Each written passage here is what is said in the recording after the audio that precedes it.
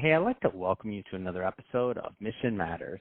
My name is Adam Torres, and if you'd like to apply to be a guest on the show, just head on over to missionmatters.com and click on Be Our Guest to apply.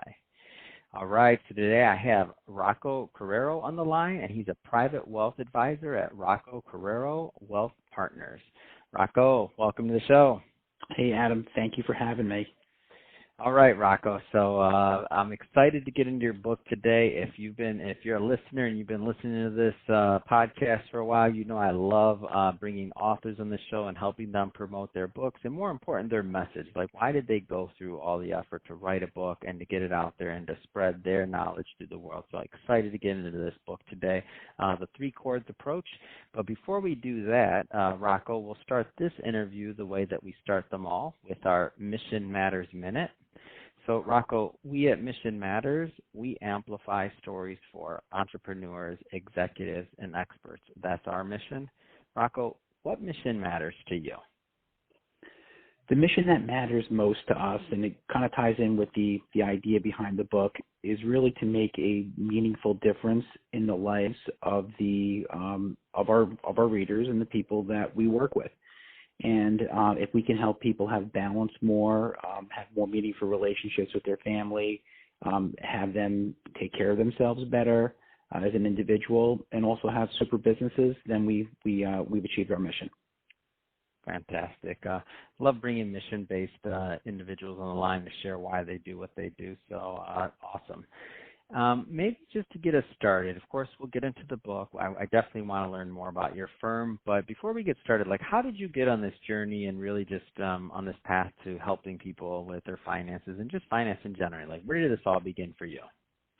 You know, I have always had an interest in helping people.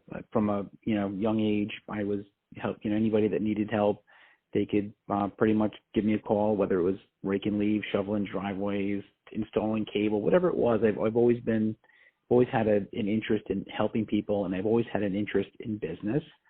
And as time went on, as I'm kind of thinking about different types of careers to go into, I had an interest in the stock market and how commerce worked globally.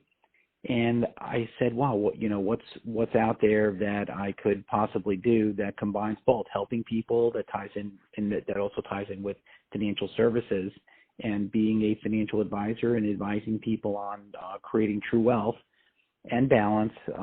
That seemed like the right fit for me. And fast forward, almost 25 years later, it's been one of the greatest decisions of my life. Yeah, that's awesome. I know I have a bias. I love the financial service industry, and that's why I spent almost 14 years in that industry. And it was a really tough decision for me to leave that and to do, what I do now, even though I still have a heart to help people, and that's exactly what we're doing at Mission Matters. But I always, when people ask me, what are some things I can do to help people, or they have that in their heart, I'm always like, you should really explore financial services. And they're usually kind of shocked because I feel like the old branding was like in the 70s or something. It was the Wall Street or the this or the that, and it was like, but when we're really talking about here is we're talking about helping people, like their families and their legacy, and helping them grow their wealth and all that they've worked for in their life, to make sure that it goes to the proper channels they want it to be, whether it's their kids, their family, whether it's in philanthropy, whatever they choose to do with their money at the end of it all. But so I love it. And so the reason I kind of set the stage with that is I'd be interested to hear your opinion on this, Rocco. There will be some people that listen to this that are maybe a little bit earlier in their career, maybe they're even thinking about career changes or things like that. Like, what would you say to people that were out there listening that are maybe considering a career journey, or to maybe go down that path of financial services? What kind of things would you tell them?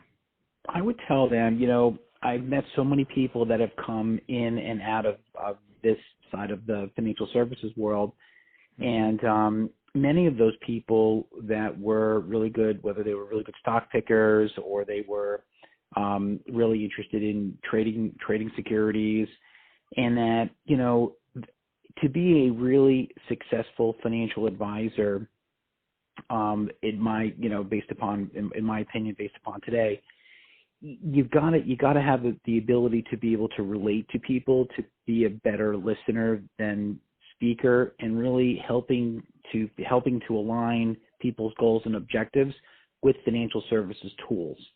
And there's a place for really great traders and stock pickers in the financial services world, but it's not in the working with the clients one-on-one and helping them achieve their goals. So, I know that, again, I've been doing this almost 25 years, and that's been kind of my experience. The advisors that are the most successful at this business partner with really great stock pickers and choose really great investment solutions that's where they focus the majority of their energy.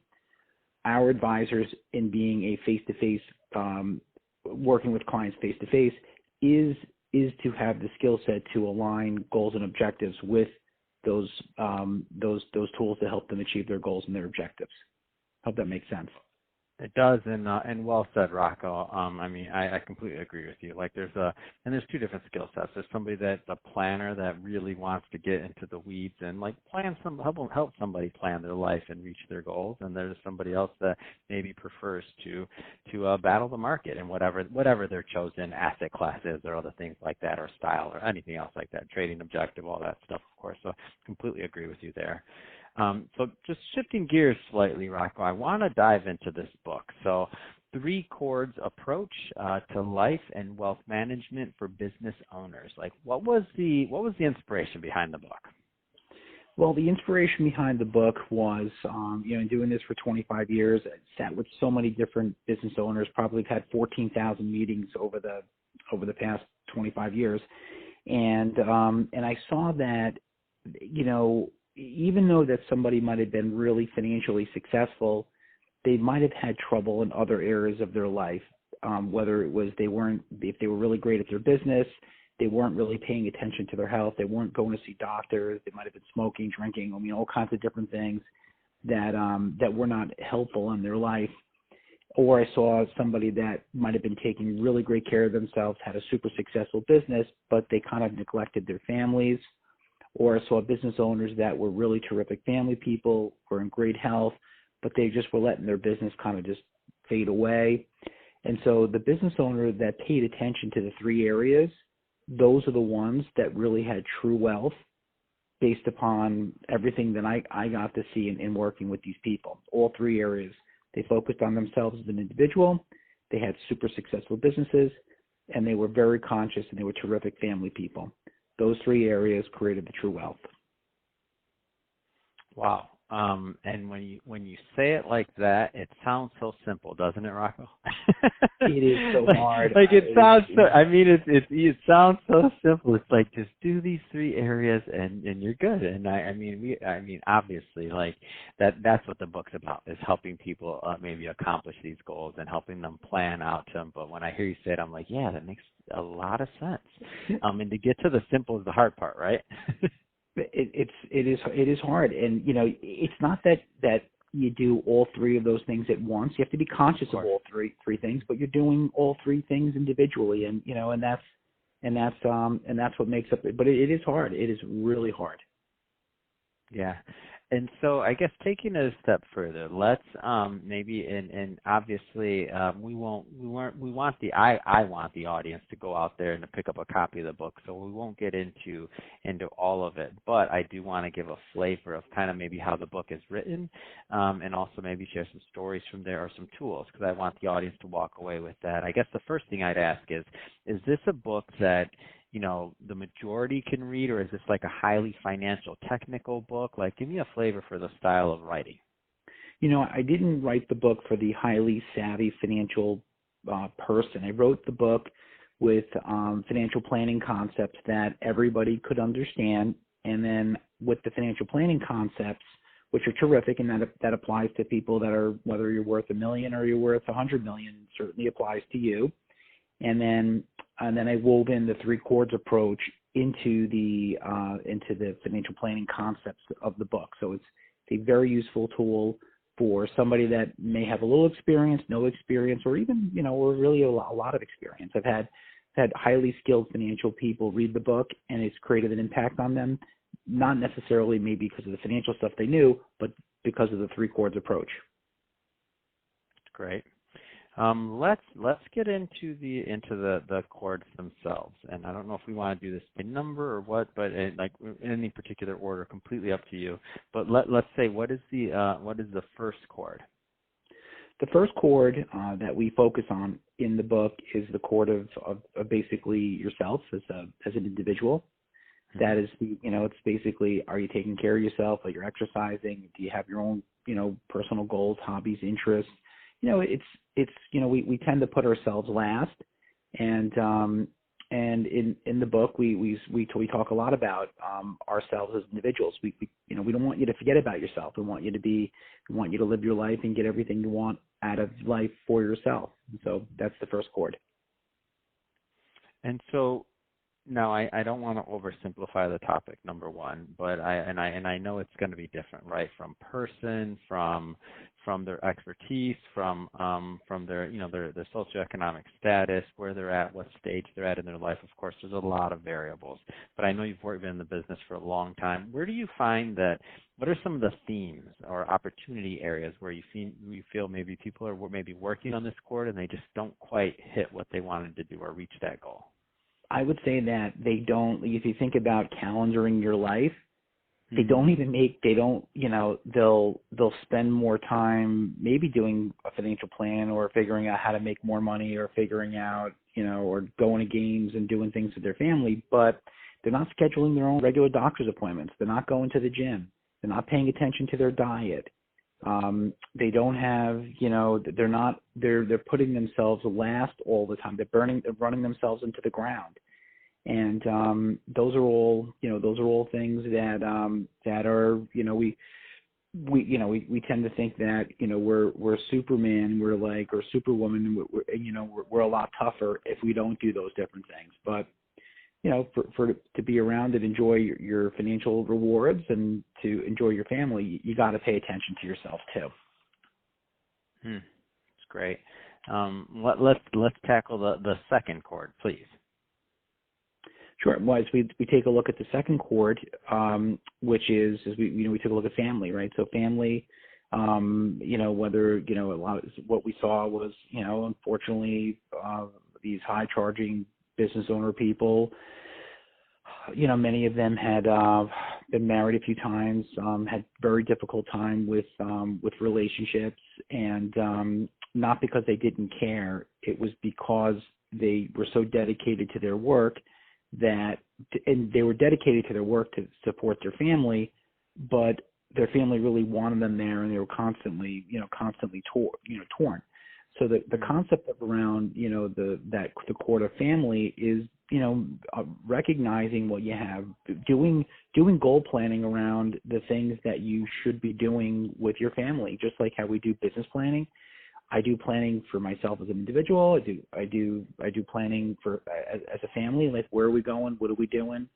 Scheduling on the calendar. Do you ski, golf, whatever your hobbies and interests are, make sure you get that on the calendar, because if you don't get it on the calendar, your work life will overtake your family life without any question. So that second quarter is about family, being there, going to games, going to school concerts, doing date night with your spouse, just be, letting your family know that they are the priority, that the work is really the means to help support the family, but that's not your primary goal and your objective. And they family needs to, and you need to demonstrate that. You could say it, but you need to demonstrate it.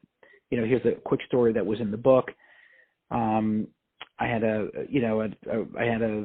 trip that was planned to go to Spain with a group of friends, and it was the night of my daughter's 6th grade graduation, and she received the President Trump's award for education excellence that they give to all these elementary schools. She was getting the award, and the graduation kept going on. It went overtime. And I'm like, I can't leave. And so I had a car service waiting outside to take me to the airport. And I knew that if I had to leave right there in order to catch the plane. But sure enough, I knew this. I'm probably going to miss the plane now. But I sat through the presentation, was there for my daughter. My daughter looked out in the audience. And she saw me. She knew that I was going to Spain for this trip. and I ended up by missing the flight. I had to get another ticket the next day, lost time there, lost hotel. It was like thousands and thousands of dollars. Mm-hmm. But I was, my family, forget about the money. It was more important to be there for my family and my daughter recognizing, wow, like he didn't go, like it was only 15 minutes, right? But it was the 15 minutes of her highlight, and I had to be there. And that was, one way that I just demonstrated and showed to my daughter that I do, she's more important than other, whether it's business activities or whatever else I may have going on. Yeah, that's awesome, and it's a great. It's a great way to show that you're also practicing, what you're teaching. And we're all human. We're all working on ourselves, of course. But when we can make those, crucial decisions like that, they're remembered. So I think that's awesome. Rocco, I wanna go a little bit further into your firm. So Rocco Carriero Wealth Partners. Tell me a little bit more about the firm and maybe the types of clients that you work with, whether it's a certain industry, client profile, or otherwise. Because I'm also going to give you the opportunity, of course, to leave contact information, websites, stuff like that at the end of this. And I just want to make sure that the right types of individuals do connect and organizations connect with you and your team. So who typically is a good fit to work with the firm? All right. Well, we specialize in doing comprehensive financial planning for our clients, and we weave in the three chords approach, which is basically one of our key value propositions, where we take a look at all three areas of a person's life.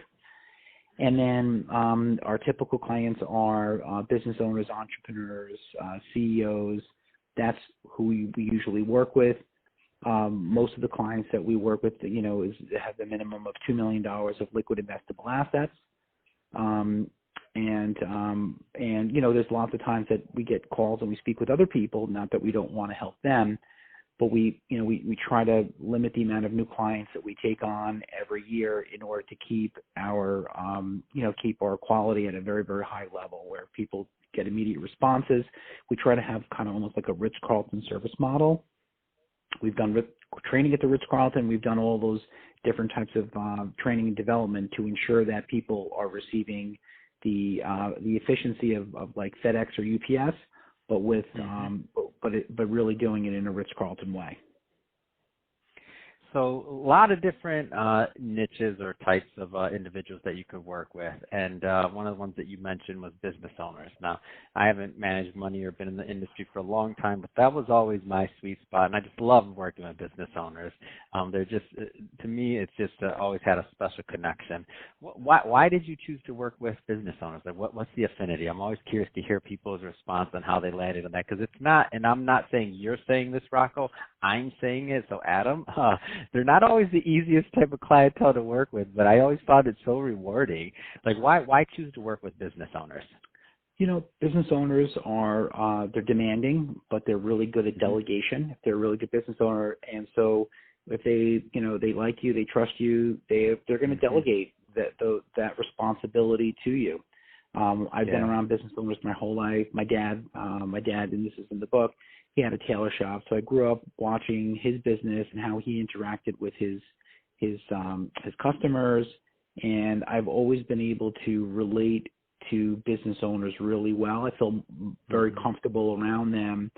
I like hearing the stories of growing and where they started, and then I found that business owners are usually have a higher level of emotional intelligence and usually able to handle market volatility a little bit better based upon having lots of volatility in their business life. So, that just seems to be the segment of the population that I connect with best. Yeah.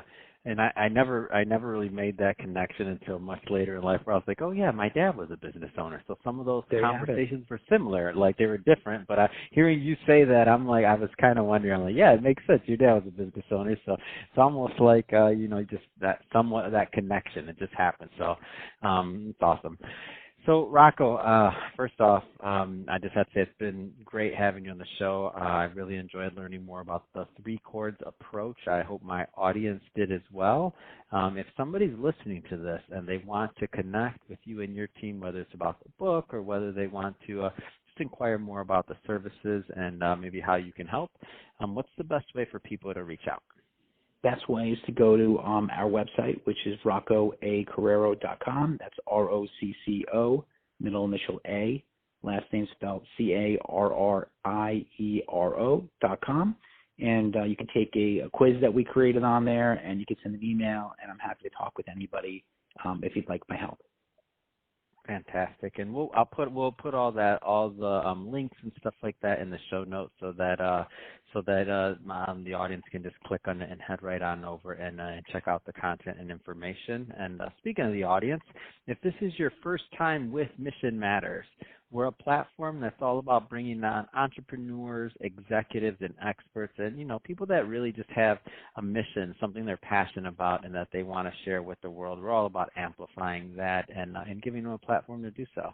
If you're into mission-based content and like to hear from entrepreneurs and experts, we definitely welcome you to hit that subscribe button, because we have many more mission-based individuals coming up on the line, and we don't want you to miss a thing.